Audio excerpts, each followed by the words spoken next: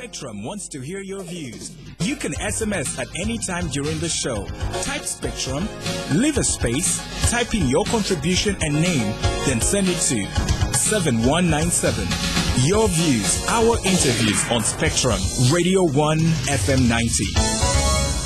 I was a very warm welcome. This is Spectrum on Radio 1. I'm your host, Edmond. Kizito. On Spectrum tonight, how can Uganda protect the economic gains it has made over the past 2 decades, given the challenges that are emerging today? As we speak today, the Ugandan economy is facing yet another challenge that many people say is connected to the laxity in ensuring better management at the macroeconomic level. For the last 24 years, Uganda has registered remarkable growth, with the GDP, or gross domestic product, averaging between 6 and 7% this annual growth, despite a meltdown in other economies. Between 1990 and 2001, the economy grew rather fast because of continued investment in the rehabilitation of infrastructure, improved incentives for production and export.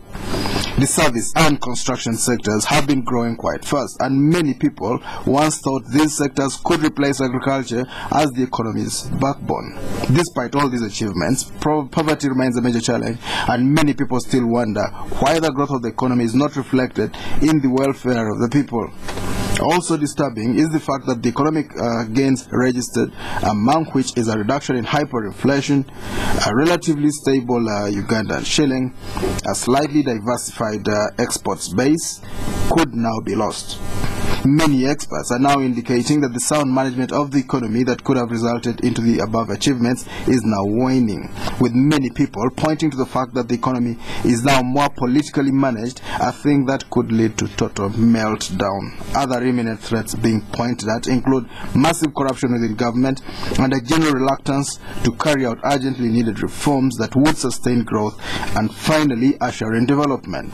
So as we continue to look at the Ugandan economy and the challenges that are emerging, we ask the question: what interventions does Uganda need to take in order to be able to revive this economy? Our guest tonight, Honorable Stephen Mukitaale Birahwa, Chairman of the Committee on the National Economy. You're most welcome, Honorable Birahwa. Thanks, Edmond. Good evening, Radio 1 listeners, and Happy New Year. I don't think I've been here since the beginning. That's true. We're hosting you for the first time in this new year. We also are joined by Dr. Lawrence Bategeka, Principal Research Fellow at the Economic Policy Research Center in Makerere University. You're most welcome, Dr. Bategeka. Thank you, Edmond, and the listeners of Radio 1. Dr. Bategeka, you've worked at the UNDP. Now you are a researcher at the main university. Give us a diagnosis of this Ugandan economy. What is the problem? I've also previously worked for the Bank of Uganda. Please go on. And also the Ministry of Finance. Yes, sir, go on. What is the question again? What's wrong with the Ugandan economy?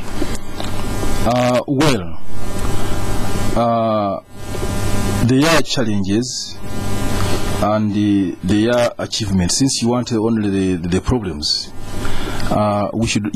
First of all, I should say Uganda is a country within a global environment, and the global economic meltdown. Some people call it global financial economic crisis. That is the framework within which Uganda is operating. The challenges in the Eurozone, the tight monetary conditions in the Eurozone, decreased capital inflows starting from 2008, because previously the economy had been growing at about 7.5% per annum. Yes. It is now projected to grow at about 4.5% per annum these years. It's a slowdown, but the growth still remains positive. And because of those circumstances, decreased capital inflows, and also internal factors, including higher food prices, drought conditions. Right now we are celebrating some decrease in food prices because of harvesting season. But as you know, between now and June, prices of food crops will still begin to rise. And that might also act as a challenge for the recently recorded achievements in reduction in inflation, because between now and June, food prices are likely to rise. So basically, slowdown in economic growth is a major challenge, including including unemployment, which is a challenge, relaxing growth constraints, public sector investment in generation of power. These are identified in the National Development Plan, the NDP. Relaxing those growth constraints, addressing them, is still a big challenge. And I think that's what I can say. And inflation, of course, is still high. And 27 years, some achievement has been made. In the recent months, it has come down. Exchange rate depreciation, which was about close to 3,000 shillings per US dollar. Yes. It is now at about 2,400, and some achievement. The conduct of monetary policy is broadly correct, and I think that's what I'll continue saying. Within the environment we are operating in as an aid-dependent economy, monetary conditions, tight monetary conditions are necessary to rein in inflation and stabilize the economy generally. And that's what I can say. But of course, expectations are very, very important, because when we continue harping at shaping expectations adversely, that can actually drive the economy into a worse situation. And the expectations have been shaped adversely. We are shaped adversely throughout 2011. Following the presidential elections, you know what happened? People withheld back when it came to investments. The demonstration that took place that time could also have contributed to the slowdown to economic growth. All right. Okay, we'll get a little bit more of that later. But first of all, very briefly, yes, you don't think the central bank says inflation will fall to 8% by the end of this year? You don't expect that to happen? Well, the circumstances, it is good to be positive, but the circumstances in which we are now talking about inflation at 27%. Now, given that from now on, at least for the first 6 months of the year, food prices are going to be rising, and they are a major determinant. And then the external environment has not changed. The prices of fuel products on the international market have not come down. It could be very, very precarious, even with tight monetary conditions. Right. It could be very difficult to actually hit. Did you set 8%? That's what they say. By June? By the end of the year. By the end of the year. It could be pretty difficult.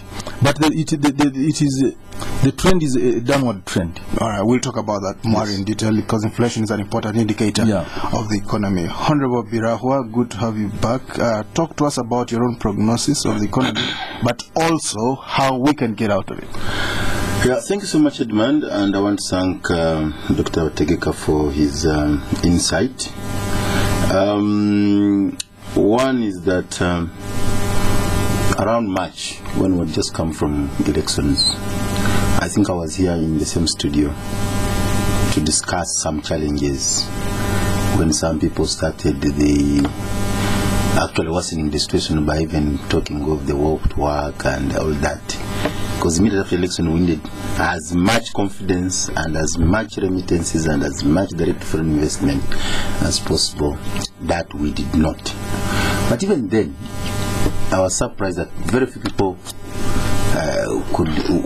were predicting that we were going to have a rough year. Until the president came out to explain. Nobody was explaining. I remember I was here,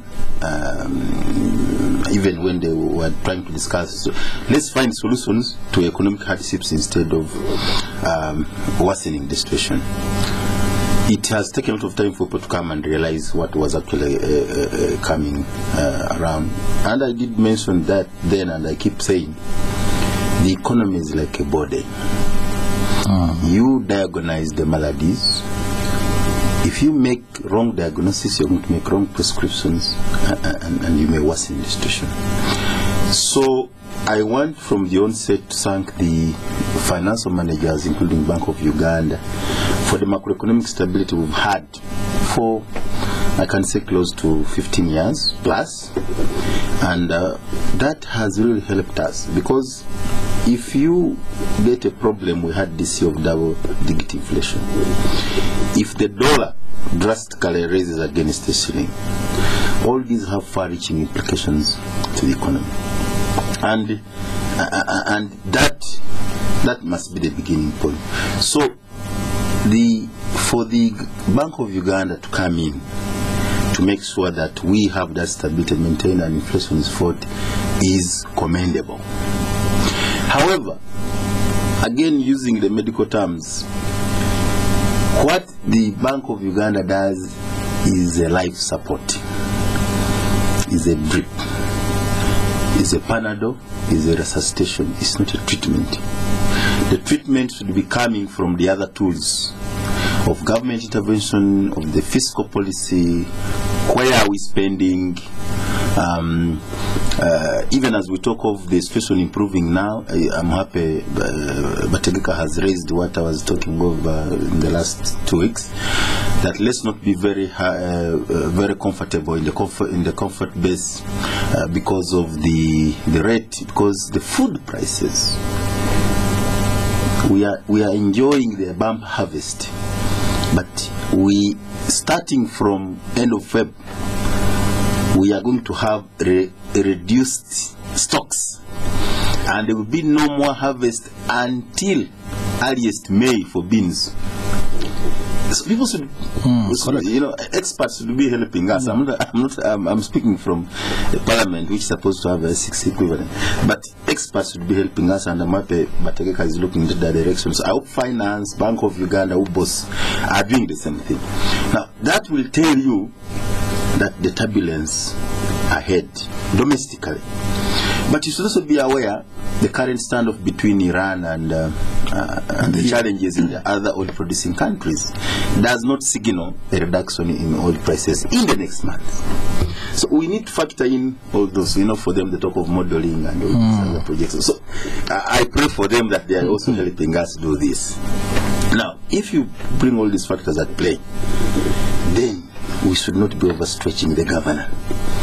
I've said many times, the governor's instrument should not be overstretched. Now, the fiscal policy, our discipline, how much do we collect?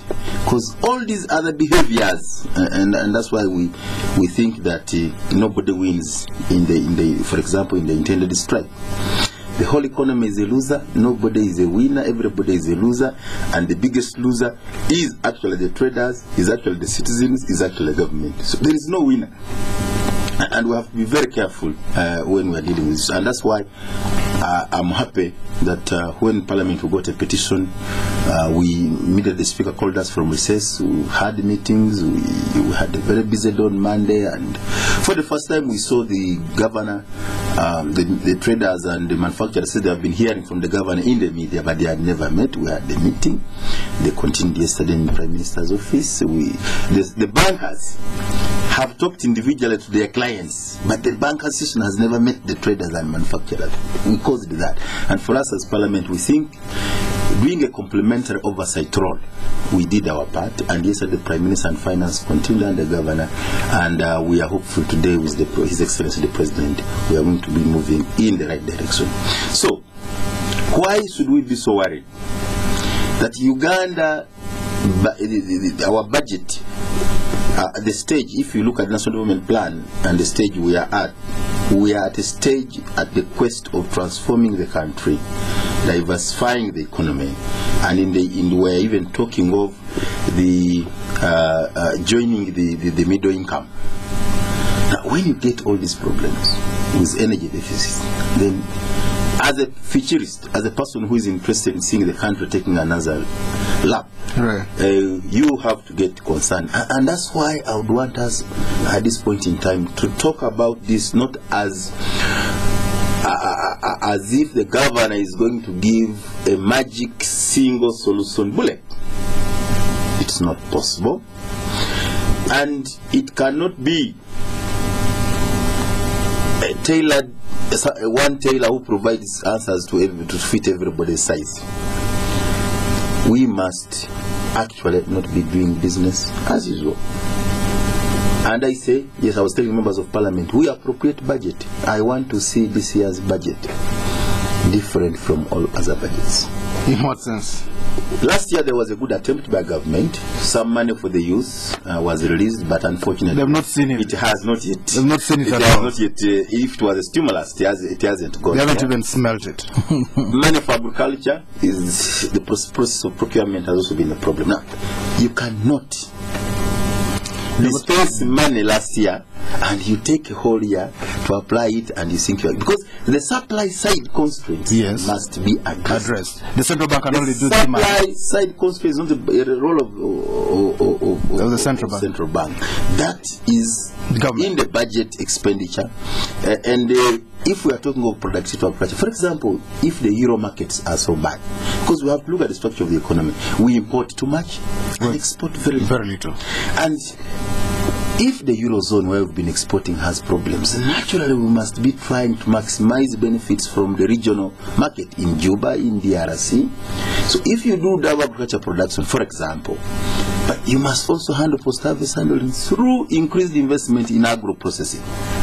Now, if you do that, then you are certain that there is your current account can be improved by some dollars coming from within the neighborhood. Right. Now, these are the directions we need, and how I wish the think tanks, like the Economic Policy Research Center, how I wish that experts in this country really raise their level of intellectual. But Honorable, before you talk about the think tanks, the government is not even doing the obvious things, stimulating the economy. They've got money for the youth, they're not giving it to them. The agricultural credit facility, the obvious things are not being done. Now you talk about the a think holistic position, including blaming Parliament, which appropriates, because we should also be able to chance through what the experts bring us, and the experts are our think tanks. Well, they brought what they have to bring. The The government has not done They much. should be doing all that. So the country's structure itself, as I've said, how do you in this global turbulence? Because if we are to, I wish experts had segregated and says how much of this problem is imported because of the global turbulence, how much is of disasters like the drought we had. Again, we would blame ourselves in the Southern for not having rain-fed agriculture. But how much are we putting in the budget to address that problem so that it doesn't become again a problem after 2 years? All right. Because you have floods in Karamoja and Teso And droughts in other places. and right now they are telling you of drought. So there are really structural challenges. There are areas we need to put our efforts. I talked about the energy challenges because the other factor has been energy, fuel and utility costs. Yes. Those have been EFU. and we must do everything to bring them down. And again, when we're talking about the challenges, let us have short-term interventions. Let us look at the medium-term solutions, but also long-term. Have a long-term strategy. Because like the energy, you must have a whole mix. All right. What we do right away, and that's where government subsidies come in. But we are even saying at Parliament in our report, we are saying how I wish we can make compulsory every residential to use solar. All right. And leave the little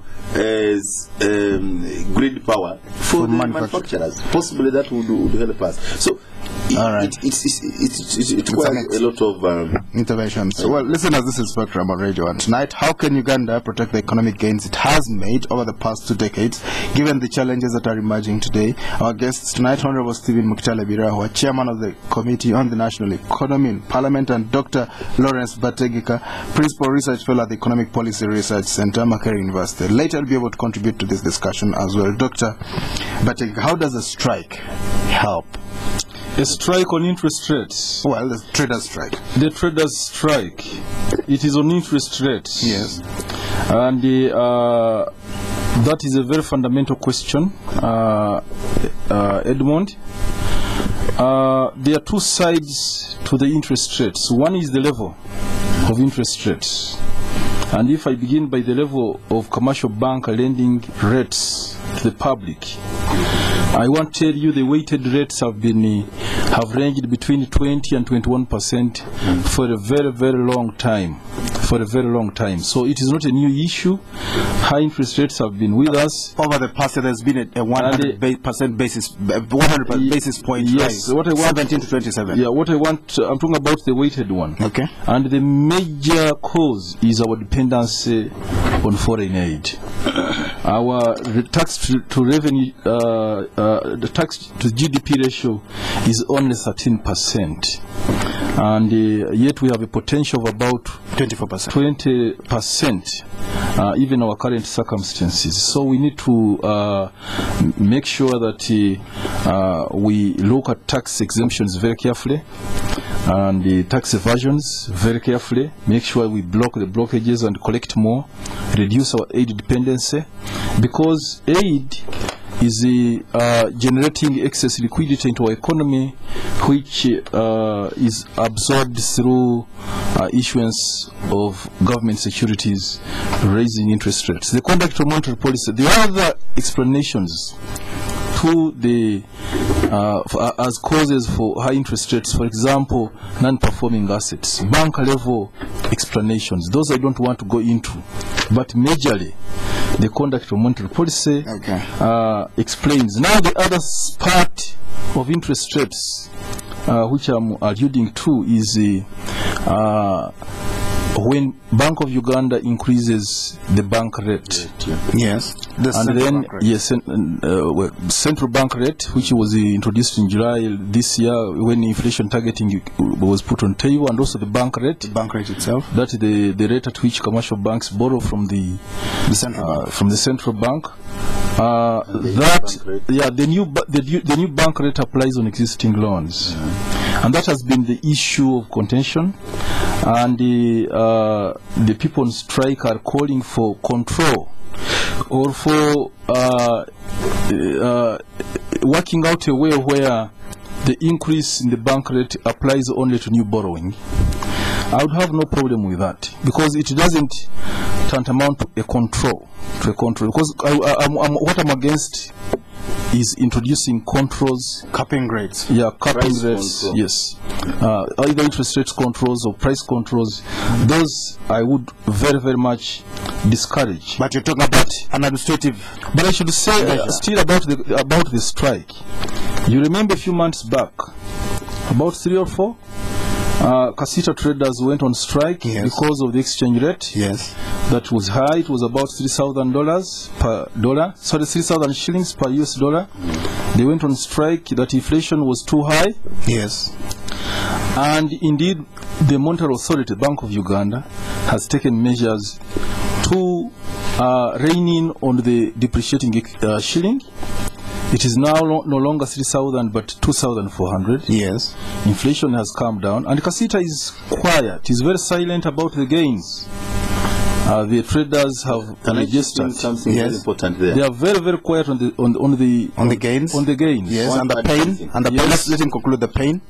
And yet the pain, the cost of achieving that, which is high interest rates, is what they are demanding. So the clock has gone full circle. Yeah. So they would want for medicine. The medicine is painful, and now they would want to have to eat their cake and have it. We're going for a break. Can I give you another angle of an expert that is hurting because of that? Fellow Ugandans, the United Nations has declared that access to the internet is a universal human right, along with access to water and food.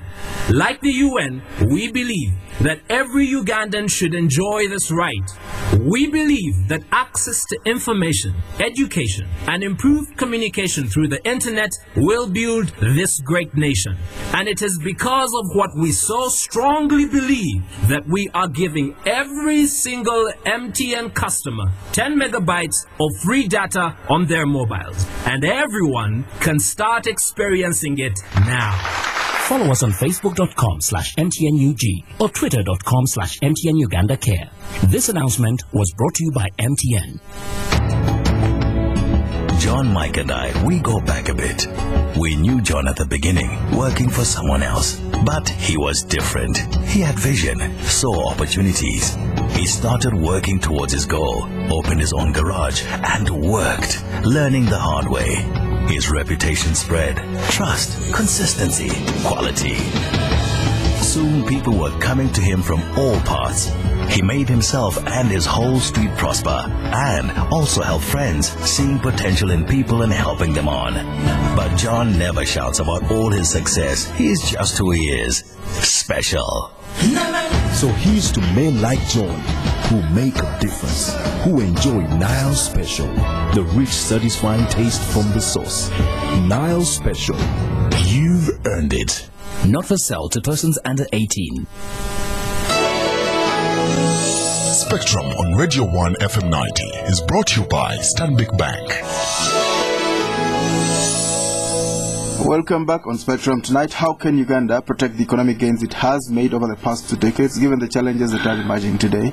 Our guests tonight, Honorable Stephen Mukitaale Birahwa, Chairman of the Committee on the National Economy, Dr. Lawrence Bategeka, Principal Research Fellow at the Economic Policy Research Center, Makerere University. He's also worked at the Central Bank of Uganda. He's worked at the Ministry of Finance and the UNDP. He's giving us some insights. Honorable Birahwa, the strike at the time, is it justified? I have said nobody is a winner in a strike. That's why we, as Parliament, when we got a petition, we opted for a dialogue, and we think that's most important. And as I've said earlier, we found communication feedback challenges, and I hope that is improved immediately. But the point I wanted as a rider on what Doctor is saying is that the developments which have happened in the appreciation of a shilling to the dollar is good news to the importers.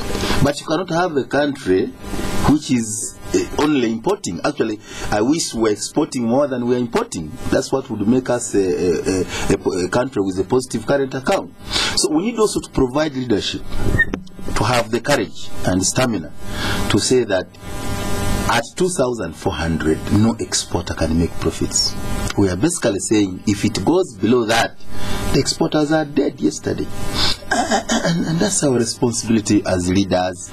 I wish it was coming from experts, but they are waiting for us politicians. Which is your comfortable level for the dollar? To explain that. So, which is the comfortable level? Equilibrium. Yes. That which makes an importer survive, but as a country, we benefit more when an exporter is surviving. And that's why we have to get direct foreign investment, we have to get remittances to balance that negative in our balance sheet. But I wanted to, leaving that point, I wanted to say that when everything is okay, you can say private sector-led economy, but when things fail, you don't ask private sector to fix it. And that is the role of the state. Under liberalization, we need very strong regulation. The problem, part of the problem is that when we liberalize, and for example, if you look in the banking sector, it is no price controls, no fixing rates, fine. That's the best practice internationally. But you must have very strong regulations. There are some abuses with individual banks, and that's why we are saying individual bank reviews could help. There is a lot of charges which are slapped on who agrees on the charges on an ATM, for example? Who agrees on all these bank charges? So there are some areas, if the banking system itself was operating professional and ethically, both the association and the institute, if they were working, there are areas where they could. Because the concern here, who protects a consumer, a teacher in Bulisa, a policeman in Katakwi, a nurse in Kisoro, who is apathetic, who doesn't have a lot of literacy with banking issues, a teacher who gets a salary when he's there in need of a TV and just signs without knowing. So can I call it confidentiality? You know, it's a language now in oil sector. The confidentiality of banks must also be reduced. Can we sensitize every consumer of what it means? As it's an international practice, you either go for a fixed term rate or a variable. Yes. A variable is normally cheaper, slower. in the short run. Yes. And the fixed term is slightly higher. You say, I have fixed my portfolio, 20%. whatever the situation, it remains. Now, in Uganda, it's Latin. Nobody knows of that. And bankers are exploiting that upper signing difference. And we are saying, in the liberalization, our fallback position is a government's bank and the banker's banker, and that is who has the instrument of regulation and supervision. So, consumer protection then becomes the responsibility of Bank of Uganda. That's our position, and we did make this in our report to Parliament. Unfortunately, we didn't discuss it. Actually, what Kizito brings to us is already in our report, but we did not. It was not adopted because we were going on recess. But because the matter was that urgent, we had no choice. But the Speaker had to call us in our wisdom from the recess. We had to cause a meeting immediately on Thursday and fix another dialogue on Monday. Yes. To try and do our best. But let me emphasize the point. Yes. That we are the elected leaders. You need to do something. The bankers are not elected. So that's why today the meeting is in the State House. Because if anything goes bad, then we start to rethink our policies of the Bretton Woods, of the World Bank, where you find that all banks are foreign. Possibly, this challenge brings us an opportunity. I have been saying this. Different interest groups should form cooperatives with an intention of forming banks. We have people with money. Maybe the Kwadana brothers here have money.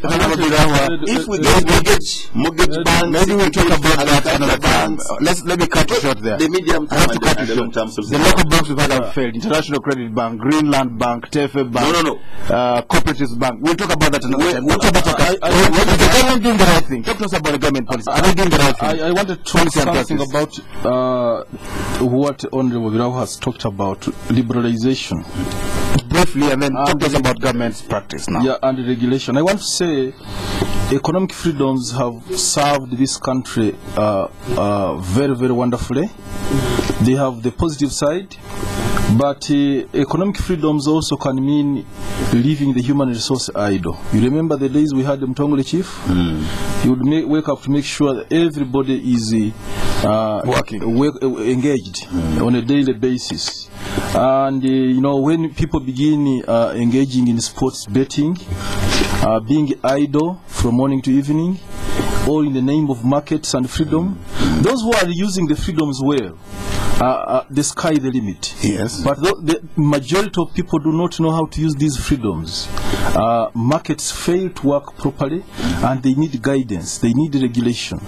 And yes, we wanted to ensure that we have a strong banking system in place that connects our businesses internationally, and that has been done. The Kizitos of this world are benefiting from that. Although they say high interest rates are, hurting production, actually the ones borrowing from these commercial banks are not engaging in production. They are engaging in commerce, in trade. So there is the more serious issue is the level of interest rates. Yes. Are the right institutions that can lend to producers, having in place even a public bank, an agricultural bank that is run on commercial terms, on commercial terms very efficiently, that will support agriculture, that will support industry.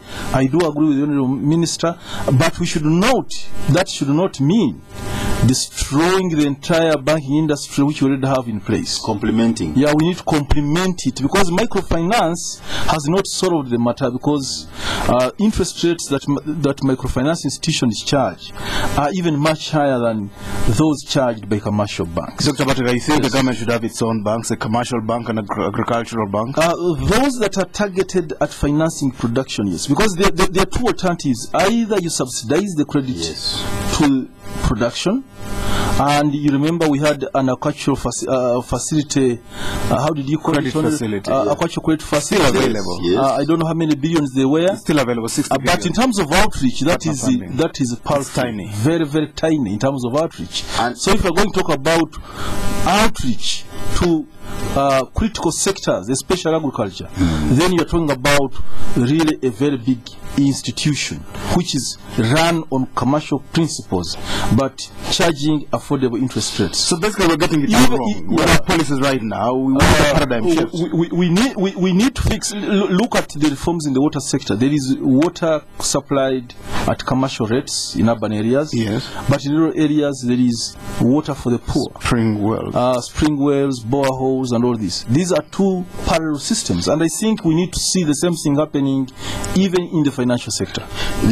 The agriculture facility, which is currently being dispensed from banks, is a selective, rated, kind of ring-fenced facility, and that's what I'm talking about. What do you mean ring-fenced? It's open. It's the practice might be different. It's not subject to this volatility in the interest rate because it's a government facility. Yes. The government component cannot add. You cannot put this commercial. It's a fixed interest rate. Yeah, so somehow, and we need to do more of that because that would be mindful that the agriculture sector cannot get returns which would fit into the charges by the commercial bank.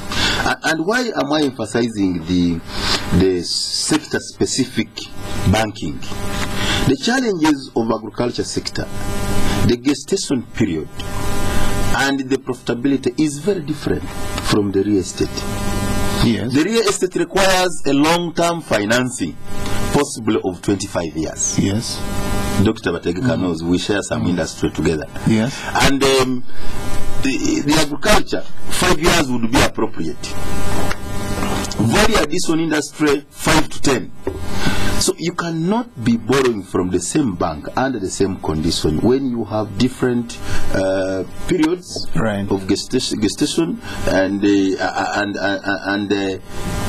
know, like before we depleted the lakes. It's easy for somebody to borrow from fisheries to borrow in the bank and pay in 2 years because the returns are immediate. But for a farmer who is in dairy, who is in beef, you really need a lot of patience, more than even the one who is planting maize and all this. So, and of course, that's why it must be a deliberate effort by the government, either through the UDC model, improved UDC model, for government to have a Marshall Plan to deliberately support these cooperatives, and I'm emphasizing cooperatives because it must be run commercially. It's not money given like in Tandikwa and you forget it. Right. It is money given to serious progressive farmers and it should be brought back. We're having serious seat. Maybe the ones that you know, the good ones. So those are the areas we need to find more money. The UDC plan is there, but largely it's looking at the infrastructure financing. But how I wish we could broaden it and look at slightly more areas. Of course, we would like to hear from the listeners, but what you're talking about really requires a paradigm shift. Most of the loans we have now have a lifetime of 1 year. Policy review is not policy, because I don't want these donors and multinationals who are gagging us by saying that it's a policy reversal. Policy review is not a reversal. This is Spectrum already. You can call it now. Permanent. Our number, concrete. Our number 0414-348-111, 031-226-0390, 031-226-1390. When you call in, please switch off your radio and tell us your name and where you are calling from. Spectrum, hello. Please switch off your radio. Hello, your name? This is Benjamin from Bokoto. Yes, Benjamin. I find it strange that the policy people are saying that the business people should keep quiet when they are really being faced by a serious challenge. Imagine you borrow money at 18%. Let's say hypothetically that you are supposed to pay interest of 1.8 billion. The interest rate shifts to 27%. That's a 60% increase. The danger is you cannot pass on all that to the clients, in which case you have a risk of losing your property. Now, in a normal contract, there is what we normally call force majeure. Once the interest rate goes up by more than 50%, really, this contract should be reviewed. Secondly, Governor Makerere are saying that people should pay because they have got contractual obligations. But if I I'm not mistaken, Governor Makerere must have attended the IMF World Bank meeting, whereby Uganda's debt was supposed to be forgiven. And I'm sure there was a debt, there was an agreement. So really, we need to have to analyze and see that different people have got different challenges, and we cannot use across the board measures. And we must accept that this part of the challenge, and we need to address it. Thank you. Spectrum, hello? The hippie guy. Hello? The MDR. Hello, your name? Hello? Hello? Yes, your name? Yes, is this Spectrum? Yes, this is Spectrum. Your name? Yeah, okay, mine is regarding the salaried employees. Your name? So we take out loans from these banks. How do we fit it through all this picture? Spectrum, hello? Good evening, Edmond. Good evening, your name? Yeah, this is Mukitaale. Now, Edmond, I think from the look of things, we are going into circles, but I think the fundamental thing is to revisit the liberalization policy. You know, policies are supposed to be flexible. They are supposed to be time-bound. And I think this liberalization policy we are practicing has overstretched, and we are amateurs at it. If the Western countries, you saw the credit crunch, the U.S. government had to move in. These are the mothers of capitalism. Europe, they have had to move in Greece, all over Ireland and everywhere. They are moving against liberalization. It is not built in stone. But you see people quote Adam Smith, all the theories, and they are very theoretical. They are not on the ground, and we look at them as great economic experts. But they are plunging us into serious abyss. We need to revisit the so-called liberalization policies, and the state must take charge of the affairs of the country. Otherwise, the government should resign. Somebody should take responsibility for the economic mess we are in. Nobody is taking responsibility. Nobody is admitting wrongdoing. Everybody is saying they did the right thing. Then where have things gone wrong? Somebody should be answerable, and they must resign. If it is the governor of Bank of Uganda, he should resign. If it is the Minister of Finance or Minister of Finance officials, they must take responsibility. That is lacking in this country. We are lacking great wisdom, and the country is going into a serious mess. Spectrum, hello? Good evening, Edmond. Hello, your name? I'm AM as usual. Yes. Mine. We can hardly hear you. Hello? Spectrum. Yes, sir, your name? Hello? Hello, your name? Okay. Let's take our next Spectrum. Hello? Okay. This will come. Spectrum. Hello? Yes, good evening. Good evening, your name? Mine is going to be very brief. Your name? I'm AM as usual. Yes. I think our brothers, the gentleman say that the Bank of Governor should resign. It should not resign. But the problem, we're in a very competitive world. Today, business people, they don't know that there's some forces which is pushing them from business. There are big companies which are in the market, big banks, big people. So the traders should discover that one, because when they talk of, even if today they give them they reduce the percent, the rate, the borrowing rate, they will cry. So to me, they should do much research on that. Thank you. Birahwa. First of all, I want to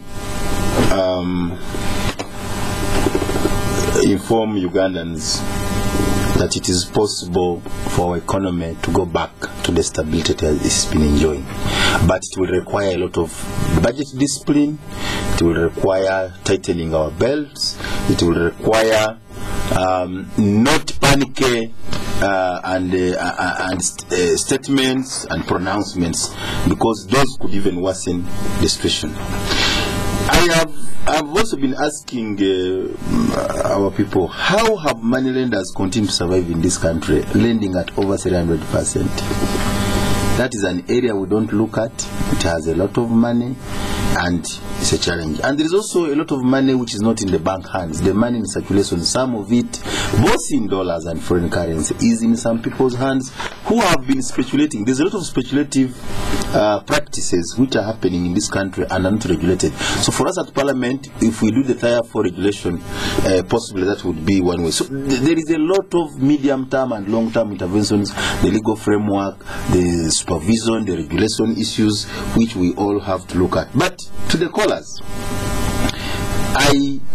we all feel the challenges. When I was first approached by the tenant saying the problem was the landlords, the Kwagalana group. By the time Kasita came to meet us, they were now presenting us documents which show that landlords are dying from banks.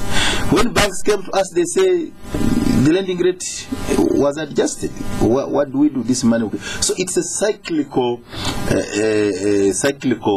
challenge, and there are secondary effects of the global meltdown. So we really need to have a comprehensive picture. It's like when you have I saw this when I had my parent deteriorating with many complexes. I want a doctor to treat the immediate finding, but Professor Otimu would say, no, we still have to check this. We still have to. So for me, because I was worried of my father, I wanted him to deal with the immediate symptom. But you have to get all these symptoms, you have to get all the causes, and then be able to dispense the right treatment. So that is what economy is.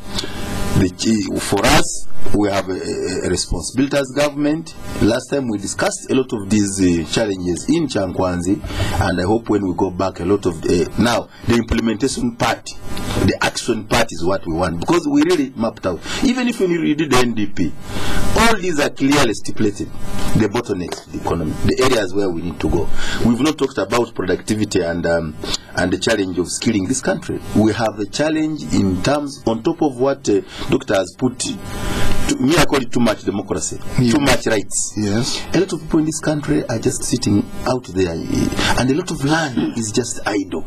So we really need to release land to go for production. We really need to, even if it means bring back a Bulungi Wansi, community work. We don't have, some community work must be done. There is a lot we are losing out there. Productivity challenge, the supply side constraints must be addressed. So all these are areas which need to be fixed. All right. For us to I will begin with Mr. Wamboga. He challenged the liberalization policy, as I did, and yet I also praise economic freedoms for the good part it has played in promoting private sector-led growth. And it is not the policy, it is really the way we do it. And I don't think the introduction of controls would augur very well. Well, but the government, the state could lead in some sectors, like banking. That's right. That's right. That's right. That's right. And that's why I alluded to subsidies for certain sectors or appropriate banking institutions for certain sectors. But I don't think liberalization should be blamed overly, and I think it is just like we have pointed out, the greatest resource of a nation are its people, and we should ensure that they are fruitfully engaged. We need to even if we are to introduce controls, we had the period of controls, and we know where we abandoned controls.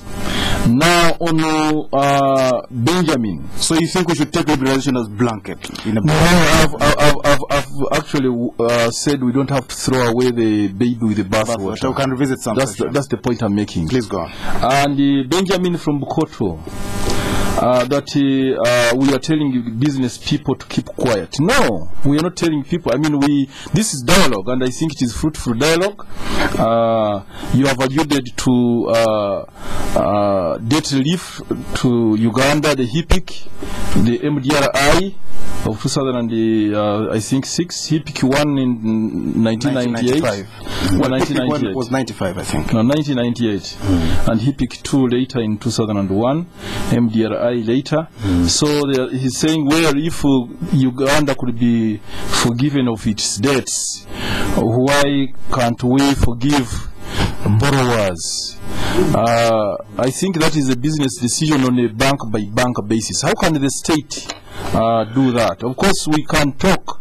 Individual borrowers can talk to their bankers for better terms, and I think that's my comment on that. We have to go. On competitiveness, by somebody who talked about competitiveness. Again, he was responding to Mr. Wamboga's issue on liberalization. It is actually true. We are not competitive in terms of product quality, in terms of being innovative and all those things. We are talking about competitiveness, and is a critical issue which Ministry of Finance is addressing. All right. Okay. Yes. Yes, that's right. Thank you very much, dear guests. Honorable Stephen Mukitaale Birahwa, Chairman of the Committee on the National Economy. Thank you for coming to Spectrum. Dr. Lawrence Bategeka, Principal Research Fellow at the Economic Policy Research Center, Makerere University. Thank you for tuning in. I've been your host, Edmond Kizito. Thank you very much. Spectrum will be back tomorrow. Up next is the news in English. Thank you stay tuned. our dear listeners. Just like an uncut diamond is brought to life by unmatched skill and dedication, only our brewmaster holds the secret to crafting a crystal malt lager. Under the exacting international standards at Nile Breweries, he uses